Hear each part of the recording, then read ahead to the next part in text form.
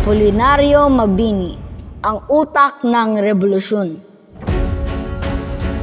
Sa isang maliit na bahay sa bayan ng Talaga, Tanawan, Batangas, isinilang ang isang batang lalaki na magiging isa sa mga pinakamaimpluwensyang Pilipino sa kasaysayan.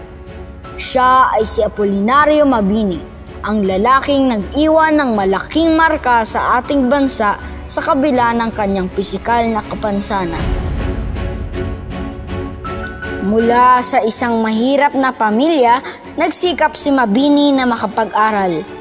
Sa kabila ng mga pagsubok na kanyang hinarap, nagtagumpay siyang makapagtapos ng abogasya sa Universidad ng Santo Tomas. Dito nagsimulang umusbong ang kanyang matalas na isip at malalim na pag-unawa sa batas at politika. Nang magsimulang kumulo ang damdaming makabayan laban sa mga Espanyol, hindi nag-atubiling sumama si Mabini sa revolusyon. Sa kanyang matalinong pag-iisip, naging tagapayo siya kay Emilio Aguinaldo at gumawa ng mga mahahalagang dokumento tulad ng Dekalogo, isang gabay sa mabuting pamamahala at ang konstitusyon ng Biak na Bato, ang unang konstitusyon ng Pilipinas. Dahil sa kanyang malaking kontribusyon, tinawag siyang utak ng revolusyon.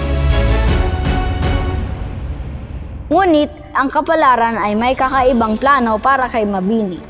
Sa kasagsagan ng kanyang paglilingkod sa bayan, sinubok ang kanyang katatagan nang siya ay magkasakit at maparalisa mula sa ulo hanggang paa. Ang sakit na ito ay tila isang malaking hadlang sa kanyang mga pangarap, ngunit hindi siya nagpadala.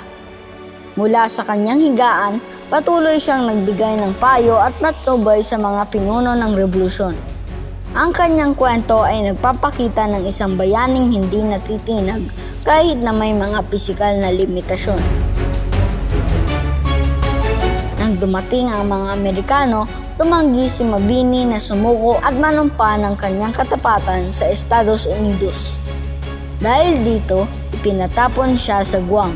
Kahit na malayo ang kanyang bayan, hindi nawala ang kanyang pagmamahal sa Pilipinas. Nang maglaon, pinayagang bumalik si Mabini, ngunit patuloy na binabantayan. Sa kabila ng mga pagsubok sa kanyang hinarap, hindi nawala ng pag-asa si Mabini. Patuloy siyang naniniwala sa kalayaan ng Pilipinas. Namatay siya noong Mayo 13, 1903 sa Maynila dala ng sakit. Ang buhay ni Apolinario Mabini ay isang inspirasyon sa bawat Pilipino. Sa kabila ng kanyang mga paghihirap, nagawa niyang mag-iwan ng isang malaking pamana sa ating bansa. Ang kanyang mga ideya at prinsipyo tungkol sa pagmamahal sa bayan, pagiging mapagkumbaba at pagsisikap ay patuloy na nabubuhay sa puso ng bawat Pilipino. Siya ay hindi lamang isang bayani, kundi isang tunay na inspirasyon. Ang kanyang mga huling salita, ang aking pagkamatay ay isang pagpapakita ng aking pagmamahal sa bayan, ay nagpapatunay na hanggang sa huling sandali ng kanyang buhay, ang kanyang puso ay para sa Pilipinas. Ang kwento ni Apolinario Mabini ay hindi lamang tungkol sa isang tao, kundi tungkol sa isang bansa na nagsusumikap para sa kalayaan. Ito ay isang kwento ng pag-asa, ng pagtsatsaga at ng pagmamahal sa bayan. At ito ay isang kwento na dapat nating ipaalala sa bawat henerasyon ng mga Pilipino.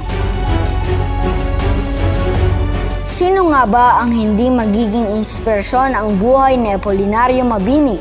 Isang lalaking nagpakita sa atin na kahit na tayo ay may mga limitasyon, kaya nating makamit ang ating mga pangarap kung tayo ay may sapat na determinasyon at pagmamahal sa bayan. At ito ang kwento ni Apolinario Mabini, ang utak ng revolusyon.